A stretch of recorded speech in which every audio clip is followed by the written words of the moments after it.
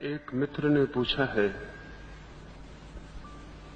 कि आप गांधी जी की भांति हरिजनों के घर में क्यों नहीं ठहरते हैं।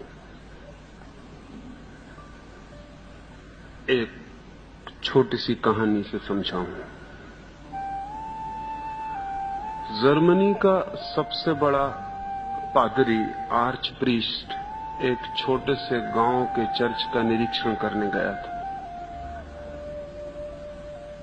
नियम था कि जब भी वो किसी चर्च का निरीक्षण करने जाए तो उस चर्च की घंटियां उसके स्वागत में बजाई जाती थी, लेकिन उस गांव के चर्च की घंटियां न बजीं।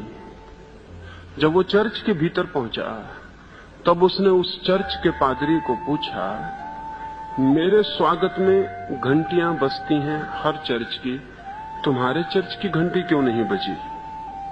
उस पादरी की आदत थी कि वो कोई भी कारण बताए तो उसका तकिया कलाम था, वो इसी से शुरू करता था कि इसके 1000 कारण हैं। उसने कहा इसके 1000 कारण। पहला कारण तो ये कि चर्च में घंटी ही नहीं है।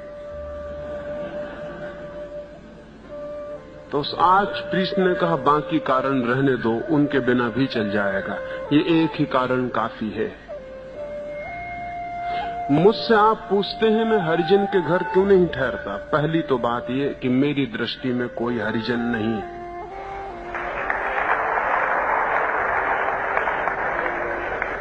उसको ढूंढूं कहां?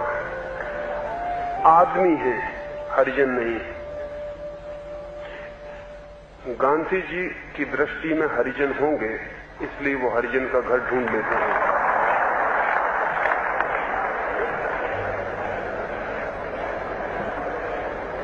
ये ध्यान रहे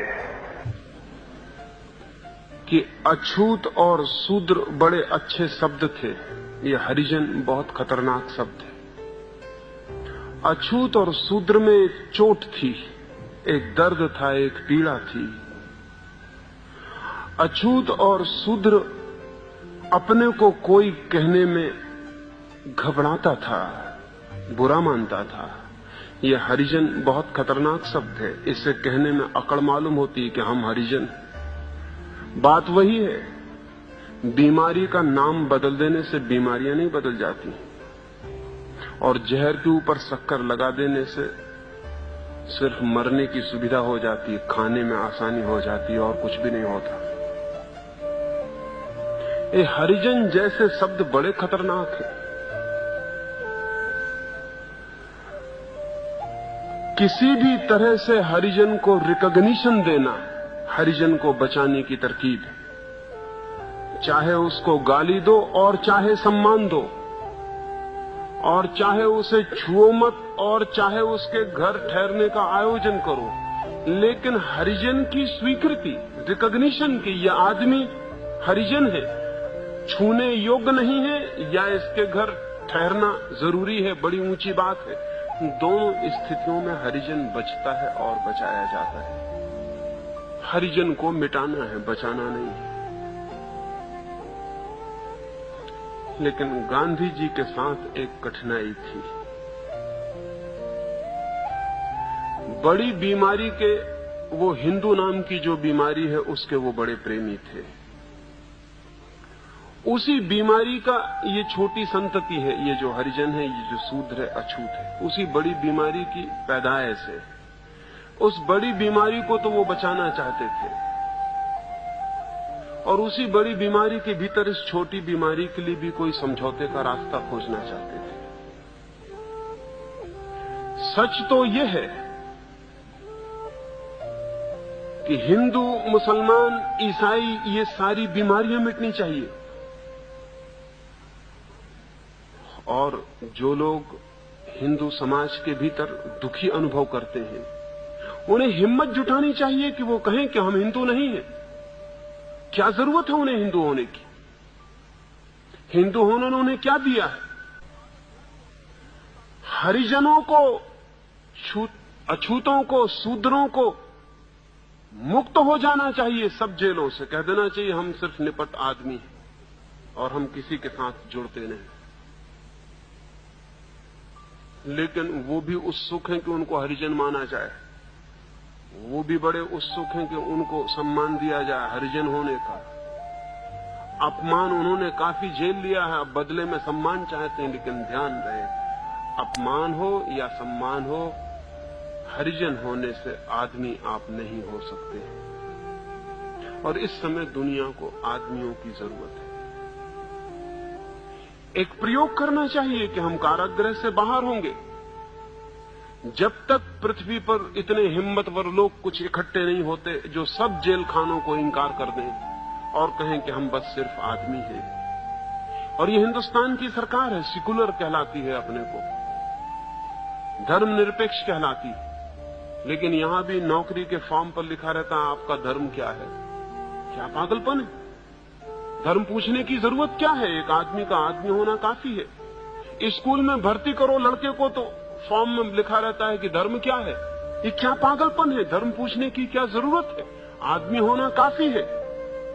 सेंसस होगा, मुल्क की मतगणना होगी, जनगणना होगी, उसमें भी भरा रहेगा कौन किस धर्म को मानता है। फिर ये सब बेईमानी की सेकुलरिज्म है। ये कोई ठीक सेकुलरिज्म न हुआ। धर्मनिरपेक्ष होने का मतलब है कि हम इस देश में आदमी को सिर्फ आदमी मानते हैं और हम कोई दूसरी सीमा और कोई विशेषण उसके ऊपर नहीं लगाते।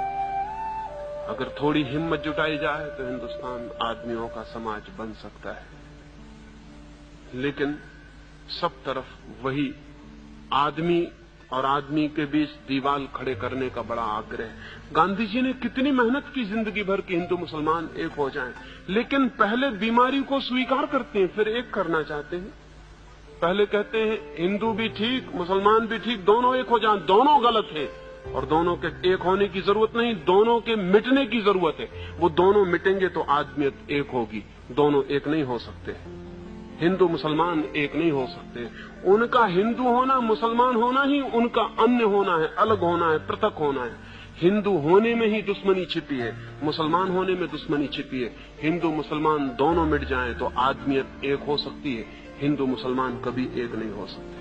और मलेरिया प्लेग एक हो जाएं तो फायदा थोड़ी होगा और खतरा होगा। इनको मिटाने की जरूरत है, इनको एक करने की जरूरत नहीं। जिंदगी भर गांधी जी वही कोशिश करते रहे कि सब बीमारियों के साथ समझौते की उनकी आदत है। किसी बीमारी को मिटाने के लिए सीधा ख्याल नहीं।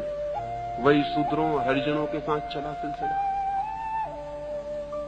एक और मित्र ने पूछा है कि आपका शंकराचार्य वर्ण आश्रम के संबंध में जो कहते हैं, शास्त्र जो कहते हैं, उस संबंध में क्या मत है? मेरा क्या मत होता है, ये भी पूछने की जरूरत है। मनुष्य को और मनुष्य के बीच भेद डालने वाले सारे शास्त्र अपराधी हैं।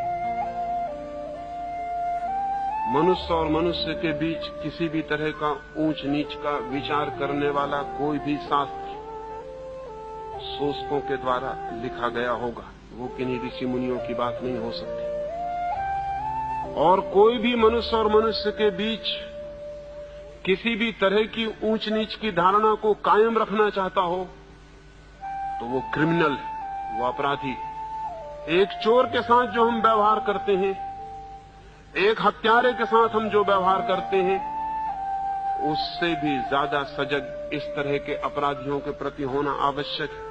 क्योंकि एक चोर क्या नुकसान पहुंचा सकता है? इधर का पैसा उठा के इधर रख सकता है, और क्या फर्क कर सकता है? एक घर की चीज दूसरे घर में रखा सकता है। एक हत्यारा क्या फर्क कर सकता है? एक आदमी जो 10-20 साल बाद मरता, उसे आज मार सकता है। लेकिन अगर कोई आदमी वर्ण व्यवस्था जैसी बात की तायीद करता है और सिफारिश करता है, तो करोड़ों करोड़ों लोगों के जीवन को नर्क बनाने का जिम्मेदार ठहरता है। ऐसे आदमी, ऐसे विचार, ऐसे शास्त्र सब अनादृत होने चाहिए, उनकी कोई जगह नहीं होनी चाहिए। लेकिन ये मुल्क बहुत बेईमान है। शंकराचार्य पुरी के अगर कहेंगे तो उनका विरोध किया जाएगा, लेकिन जिन शास्त्रों के आधार पर वो कह रहे हैं उन्हीं शास्त्रों की पूजा चलती रहेगी। ये कैसा मुल्क है? ये कैसे लोग हैं? शंकराचार्य कहते हैं तो उनका विरोध करते हैं आप, और जिन शास्त्रों के आधार पर वो कहते हैं उन शास्त्रों की पूजा जारी है।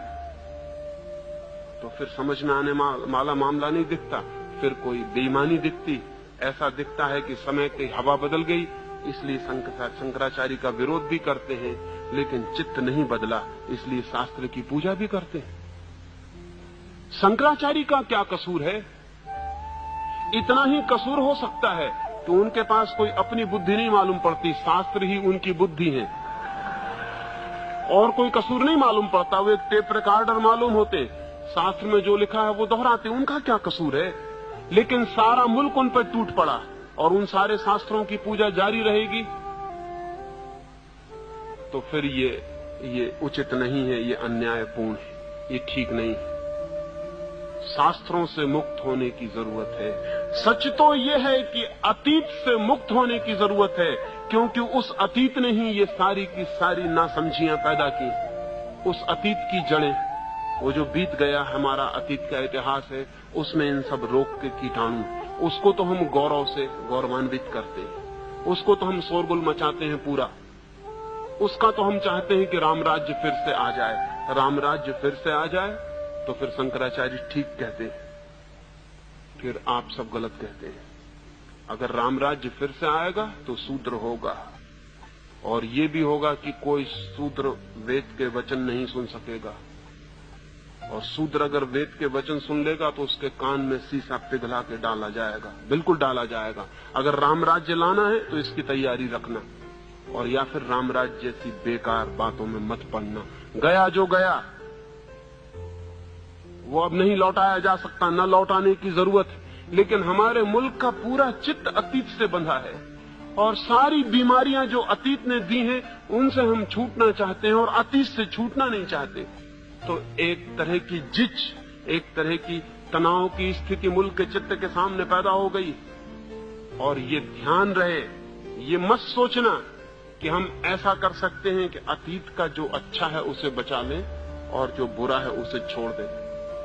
इसे थोड़ा समझ लेना, हर समय एक ऑर्गेनिक यूनिटी है। ऐसा नहीं है कि एक आदमी की आंखें बहुत प्यारी लगती तो आंखें बचा लो, बाकी आदमी को जाने दो। ऐसा नहीं हो सकता कि आदमी का हमें हृदय बड़ा प्यारा लगता तो हृदय बचा लें, बाकी हमको नहीं जचता जाने दें। आदमी एक ऑर्गेनिक इकाई है, एक इकट्ठी इकाई है।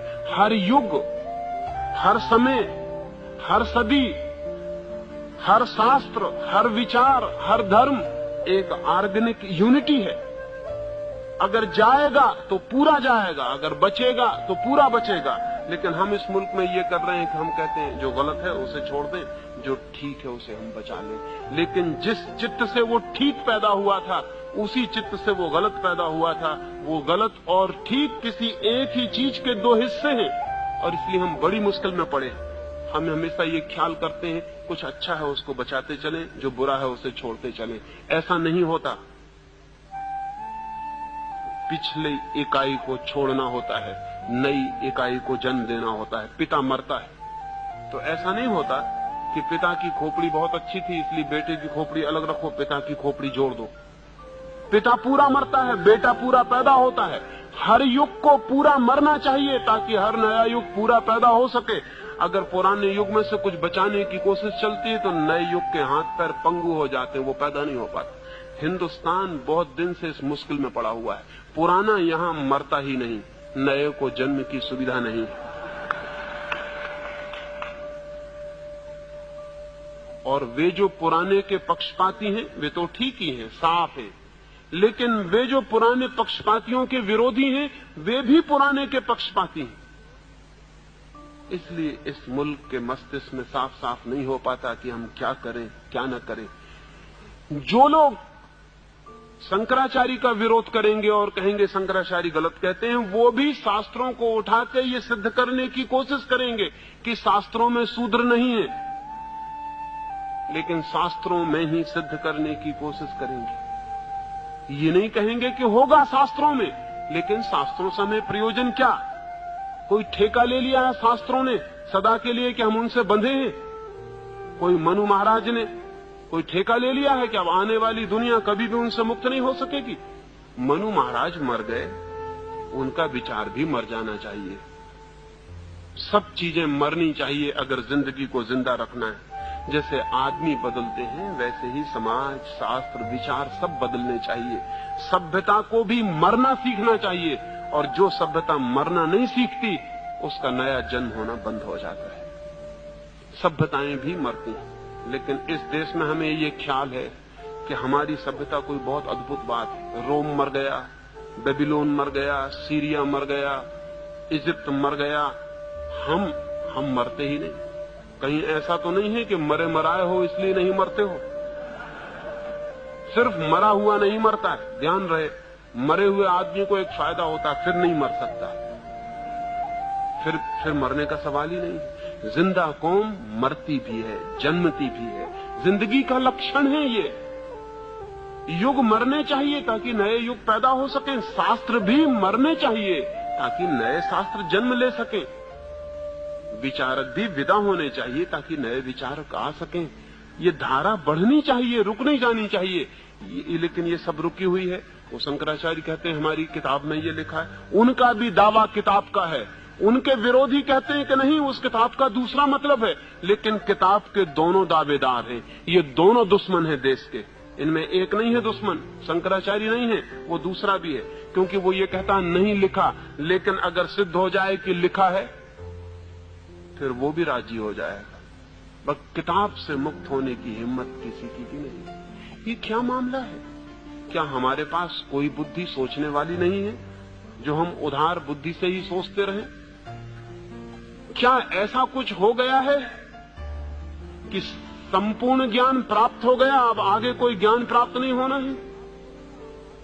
ज्ञान रोज आगे बढ़ेगा, और जो कौम तय कर लेगी कि हम अब आगे नहीं सोचेंगे, वो कौम सड़ने लग जाएगी। और ध्यान रहे, सभ्यता जितनी पुरानी हो जाती है उतनी ही पाखंडी हो जाती है। नई सभ्यता में ताजगी होती है, नयापन होता है, ईमानदारी होती है। पुरानी सभ्यता बेईमान हो जाती है। उसका कारण अनुभव चालाक कर देता है। एक बच्चा पैदा होता है, बच्चे में इनोसेंस होती है, निर्दोषता होती है, ताजगी होती है।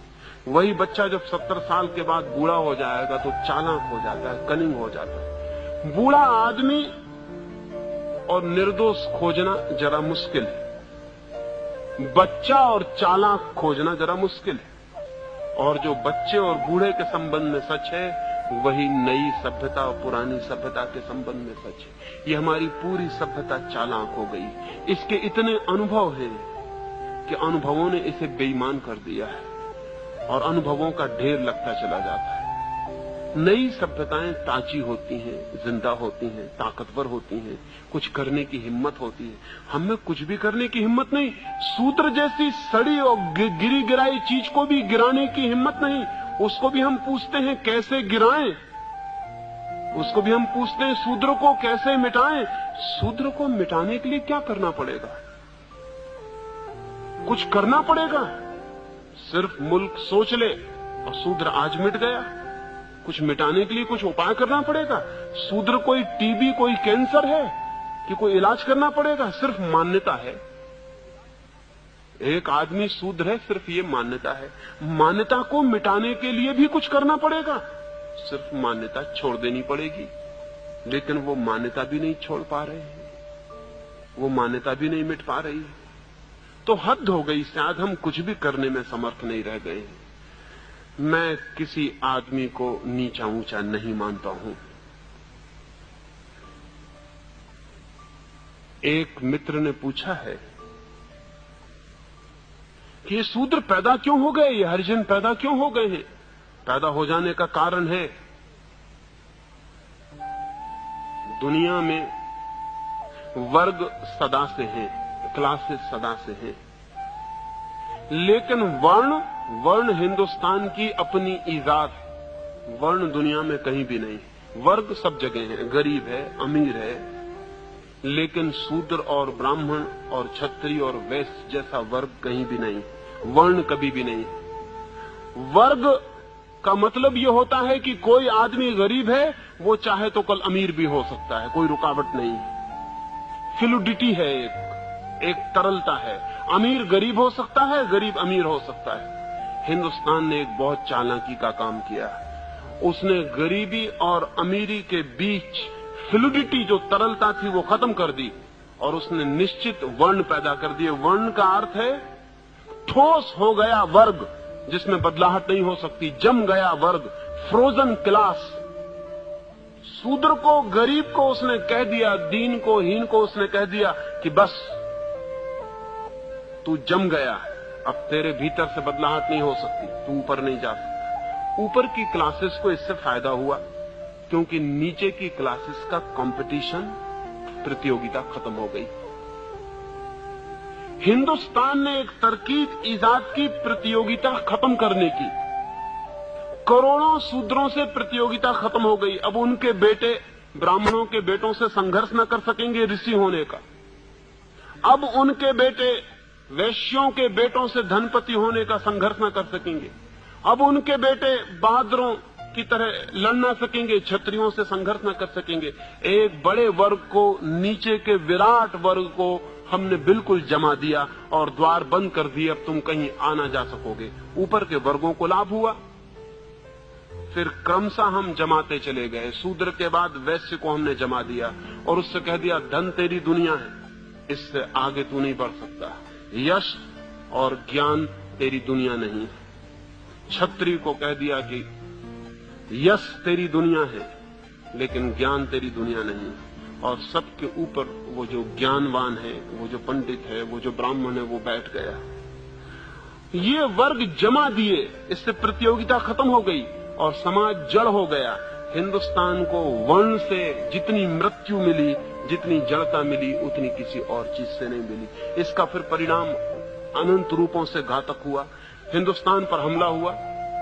हिंदुस्तान पर हमला हुआ तो शूद्र ने कहा हमें क्या मतलब है, शूद्र को क्या मतलब है, भंगी भंगी रहेगा, चाहे मुसलमान दिल्ली में बैठे कि हिंदू बैठे कि अंग्रेज बैठे, भंगी में क्या फर्क पड़ने वाला है, भंगी भंगी रहेगा। भंगी ने कहा हमारा भाग्य तो तय है, तो कोई भी राजा हो हमें क्या हानि है, हम तो अपने चलते चले जाएंगे, जो हम करते हैं करते चले जाएंगे। हिंदुस्तान की विराट जनता वर्णों के कारण हिंदुस्तान के जीवन में अरुचि से भर गई, विरागपूर्ण हो गई। हिंदुस्तान कभी गुलाम ना होता अगर हिंदुस्तान में सूत्र न होते। हिंदुस्तान कभी गुलाम ना होता अगर हिंदुस्तान में वर्ण न होते। हिंदुस्तान की वर्ण व्यवस्था ने हिंदुस्तान में ऐसे तबके बांट दिए कि एक आदमी को कोई जरूरत न रही चिंतित होने की। सिर्फ थोड़े से लोगों को चिंतित थी, क्षत्रियों को, कि हम अपने राज्य को बचाएं, बाकी पूरे देश को कोई प्रयोजन न था। गरीब को क्या प्रयोजन है अमीरों के झगड़े से? कोई प्रयोजन नहीं है। वही तो अभी भी हो गया, फिर से वही हो गया। अंग्रेज हिंदुस्तान से गए, गरीबों ने सोचा था हमें कुछ मिल जाएगा, फिर उनको पता चला कुछ नहीं मिलता। अंग्रेज पूंजीपति बदल जाता है, हिंदू पूंजीपति उसकी जगह बैठ जाता है। गरीब अपनी जगह है, वो वहीं के वहीं है, उससे कोई फर्क नहीं पड़ता। अमीरों के झगड़े हैं, ऊपर के झगड़े हैं, नीचे के आदमी को क्या मतलब है। ये हिंदुस्तान के हजारों वर्ष के शूद्रों की वर्ण व्यवस्था की टूट ने ऐसी स्थिति जमा दी कि हिंदुस्तान में कोई सामाजिक धारणा, कोई राष्ट्र, कोई नेशन, कोई भी पैदा नहीं हो सका। लेकिन जो लोग इनके विरोध में खड़े हैं वो भी मौलिक आधारों के विरोध में नहीं है। गांधी जी चाहते थे कि अछूत मिट जाए, लेकिन गांधी जी कर्म के सिद्धांत के संबंध में एक शब्द विरोध में नहीं बोले। और शायद आपको ख्याल में भी ना हो कि हिंदुओं ने जो व्यवस्था की है, हिंदुओं का दिमाग इतना सिस्टम मेकर रहा है, उन्होंने इतनी व्यवस्था की है सिद्धांतों की। सिद्धांतों के मुकाबले सिद्धांत बनाने के लिए हमसे बढ़िया लोग दुनिया में खोजने मुश्किल है। हम ऐसे गजब के सिद्धांत बनाते हैं, हम इतने कुशल हैं सिद्धांत बनाने में कि जिसका कोई हिसाब नहीं। सूत्र हमने ऐसे ही खड़ा नहीं कर दिया, हमने पूरी मनोवैज्ञानिक दार्शनिक पृष्ठभूमि बनाई। हमारा कहना यह है कि जो आदमी जैसे कर्म करता है वैसा उसे जन्म मिलता है। शूद्र वे हैं जिन्होंने पाप किए, वो शूद्र वर्ग में पैदा होते हैं। ब्राह्मण वे हैं जिन्होंने पुण्य किए हैं, वो ब्राह्मण वर्ग में पैदा होते हैं। पिछले जन्मों में जिन्होंने जैसे कर्म किए हैं उनके 4 विभाजन, और उन 4 विभाजनों में लोग पैदा होते हैं। इसलिए शूद्र भी बेचारा राजी हो गया, उसने कोई बगावत नहीं की। उसने कहा कि ठीक है, हमने पिछले जन्म में बुरे कर्म किए होंगे इसलिए हम शूद्र हो गए हैं, अब अच्छे कर्म करेंगे तो अगले जन्म में ब्राह्मण हो जाएंगे। अगले जन्म की आशा में वो आज शूद्र होने को राजी हो गया। हिंदुस्तान का शूद्र राजी है। अगले जन्म की प्रतीक्षा कर रहा है। और हिंदुस्तान का दिमाग बेईमान है, जिसको भी राजी करवाना हो उसे अगले जन्म का प्रलोभन दे दो, वो राजी हो जाता है। जब तक ये कर्म की विचार सरणी न टूटे और जब तक हम इसकी पुनर्व्याख्या न करें, तब तक शूद्र को मुक्त होना बहुत मुश्किल मामला है। और बड़ा मजा तो ये है कि जिससे उसे मुक्त होना है वो उसी से बंधने की पूरी कोशिश कर रहा है। विनोबा जी या गांधी जी उसको उन्हीं मंदिरों में ले जाने के लिए प्रवेश दिलवा रहे हैं जिन मंदिरों से उसे मुक्त होना चाहिए। ये बड़े मजे की बात है। जिन हिंदू पुरोहितों से मुक्त होना है, गांधी जी और विनोबा जी कह रहे हैं कि उन मंदिरों में शूद्र का प्रवेश होना चाहिए। ये बड़ी क्रांति की बात है कि मंदिर में शूद्र का प्रवेश हो। किसके मंदिर में? उसी मंदिर में जिसने उसे शूद्र बनाया, उन्हीं पुरोहितों के मंदिर में जिनने उसको हजारों वर्षों तक पीड़ित किया और शोषित किया। मैं तो कहूंगा एक शूद्र को किसी मंदिर में नहीं जाना चाहिए। अगर सारे ब्राह्मण पैर पड़े तो भी नहीं जाना चाहिए, क्योंकि उस मंदिर में क्यों जाना जिस मंदिर ने तुम्हें तोड़ा और नष्ट किया और बर्बाद किया और शोषण किया। लेकिन गांधी जी और उनके सब साथी कहते हैं कि मंदिर का द्वार खोलो, हम शूद्र को मंदिर में ले जाएंगे। बड़ी क्रांति हो रही शूद्र को मंदिर में ले जाने की। ये ब्राह्मण का ढीला पंजा जो हो रहा है उसको फिर कसे जाने की तरकीब है। फिर ब्राह्मण के हाथ में पहुंच जाएगा ये शूद्र उसके मंदिर में जाते ही। आज वर्ण टूटने के करीब आ गए हैं, व्यवस्था टूटने के करीब आ गई। उसको फिर से नई शक्ल देके फिर उसको उसी व्यवस्था के भीतर रखने की कोशिश चल रही। डर है कि कहीं शूद्र हिंदुओं के बाहर न चला जाए। लेकिन शूद्र को हिंदू के भीतर रहने की जरूरत क्या है? सच तो यह है किसी को भी हिंदू होने की जरूरत क्या है, किसी को मुसलमान होने की जरूरत क्या है? आदमी होना पर्याप्त है। और जिसको आदमी होना पर्याप्त नहीं मालूम होता वो हिंदू या मुसलमान होने से कुछ और विकसित नहीं हो जाएगा। आदमी होना काफी है। हिंदुस्तान में एक क्रांति की जरूरत है कि शूद्र तो कह ही दें कि अब हम हिंदू नहीं हैं, लेकिन बहुत से वे लोग जो शूद्र नहीं है और बुद्धिमान हैं वे भी कह दें कि हम हिंदू नहीं हैं। और बहुत से वे लोग जो बुद्धिमान हैं कह दें कि हम मुसलमान नहीं हैं। बहुत से वे लोग जो बुद्धिमान हैं कह दें कि हम जैन और ईसाई नहीं हैं, हम आदमी हैं। और अगर हमें खोज लगनी है सत्य की, अगर हमें प्रभु को खोजना है तो हम खोजेंगे, लेकिन हिंदू के मंदिर में नहीं, मुसलमान के मंदिर में नहीं। इतनी बड़ी दुनिया उसका मंदिर है, हम यहीं खोजेंगे। हम क्यों किसी मंदिर की बंद दीवारों के भीतर जाएं? इतना विराट मंदिर है उसका, हम इसका दर्शन यहीं करेंगे। लेकिन इसकी हिम्मत शूद्र भी नहीं जुटा पाते। वो भी कहते हैं हम हरिजनों को अधिकार दो, हम हरिजनों को जगह दो, मंदिर का द्वार खोलो, हम भीतर प्रवेश करेंगे। तुम किससे अधिकार मांगते हो? और ध्यान रहे, अधिकार मांगने वाले कभी भी स्वतंत्र नहीं हो सकते। अधिकार मांगने वाले कैसे स्वतंत्र हो सकते हैं? जिनसे अधिकार मिलेंगे वे उनके परतंत्र बने ही रहेंगे। और जिन्होंने हजारों वर्षों तक दिमागी सांचे बना के आदमी को कसा है, वो इतने होशियार हैं कि वो नए सांचे बना लेंगे और फिर कस लेंगे। नहीं, सब जाल तोड़ के बाहर आने की जरूरत है। किसी हिंदू मंदिर में किसी शूद्र को जाने की जरूरत नहीं, और किसी शूद्र को अपने को हरिजन कहने की जरूरत नहीं। आदमी कहना काफी। तो मुझसे मत पूछे कि मैं हरिजन के घर में क्यों नहीं ठहरता। मैं घर में ठहरता हूं, हरिजन और गैर हरिजन से मुझे कोई मतलब नहीं। आप आ जाएं, मुझसे कहें कि चलें मेरे घर, वहां मैं ठहर जाऊंगा। लेकिन अगर जरा भी आपको भ्रम हो और आप प्रचार करें कि हरिजन के घर में ठहरा हूं, तो ऐसे पागलपन में मैं नहीं जाने को राजी होऊंगा। ये पागल घर है, आदमी का घर होता है। मैं मेहमान बन सकता हूं आदमी का, हरिजन वगैरह से मुझे कोई मतलब नहीं है। हजार कारण हो सकते हैं, लेकिन एक ही कारण काफी है।